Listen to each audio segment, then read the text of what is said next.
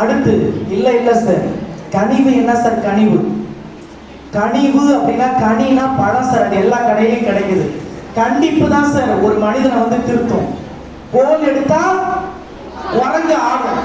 படிக்காதவன் கோல் எடுத்தா என்ன பண்ணுவான்? 5 நிமிஷத்துல படிச்சு எழுதி காட்டுறான் சார். அதனாலதான் முதல்வர் எப்பொழுதும் கோலோடு இருக்கிறார். சரியா? ஆமா, அப்படி வந்த உடனே அப்படியே ஒழுங்கா உட்காந்துட்டு அவன் அப்படியே கட்சி பாய்க்கலாம். படி பார்க்கலாம் சார், அப்புறம் அமைதியா இருக்கட்டும் சார். ஆனா சார் கோல் எடுத்தாருன்னா உடனே அமைதியாயிடுது.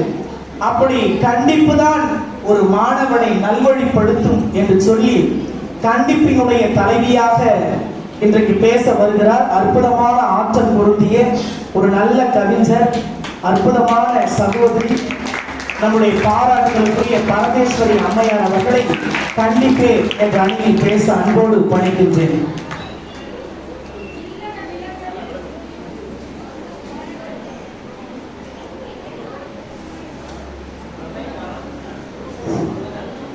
இல்லக விளக்கது இருள் கெடுப்பது, சொல்லக விளக்கது சோதி உள்ளது, பல்லக விளக்கது பலரும் காண்பது, நல்லக விளக்கது நமச்சிவாயவே என்று திருவண்ணாமலையில் இருக்கும் அண்ணாமலையாரின் பாதம் தொழுது எஸ்கேவி ஒவ்வொருத்தருக்கும் தனித்தனியா சொல்ல வேணாம்னு சொல்லிட்டார். எஸ்கேவிங்கிறதே ஒரு குடும்பம். அதனால எல்லாம் நம் எஸ்கேவி குடும்பத்திற்கு என் முதற்கண் வணக்கத்தை தெரிவித்து, எதிர் அணின்னு சொல்லக்கூடாது, எங்க நண்பர் எங்க சகோதரர் சொன்னாரு, திருக்குறளை உதாரணம் காட்டினாரு.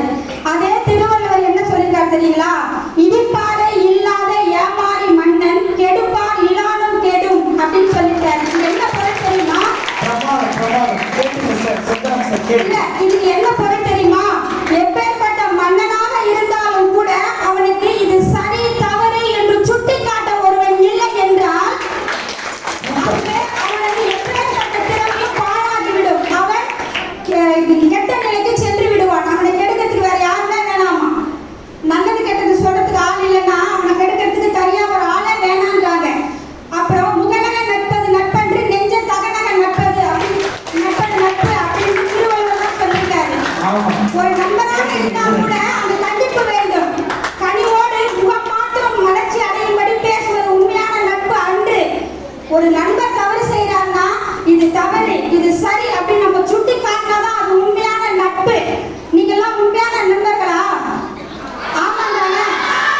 அப்ப எது ரொம்ப முக்கியம்? அடுத்தது இன்னொன்னு, நம்ம முதல்வர் அவர்கள் வந்து முதல்ல இந்த தலைப்பை கொடுத்தப்போ நம்ம சகோதரர் பிரபாகரன் சார் வந்து அதுல வாட்ஸ்அப்ல போட்டிருந்தாரு, மார்க்னர் சார், நீங்க எதுல வந்து பேச விரும்புறீங்கன்னு சொல்லிட்டு சார் கேட்டிருந்தாரு.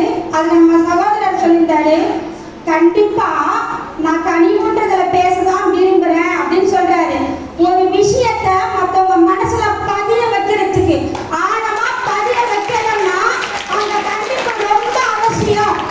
அப்போ எல்லா இடத்துக்கும் கண்டிப்பா அவசியம் பட்சத்துல எதிர்காலத்தையே தாங்கி நிற்கிற இந்த மாணவ சமுதாயத்துக்கு ஆசிரியரின் கண்டிப்பா அவசியமா இல்லையா?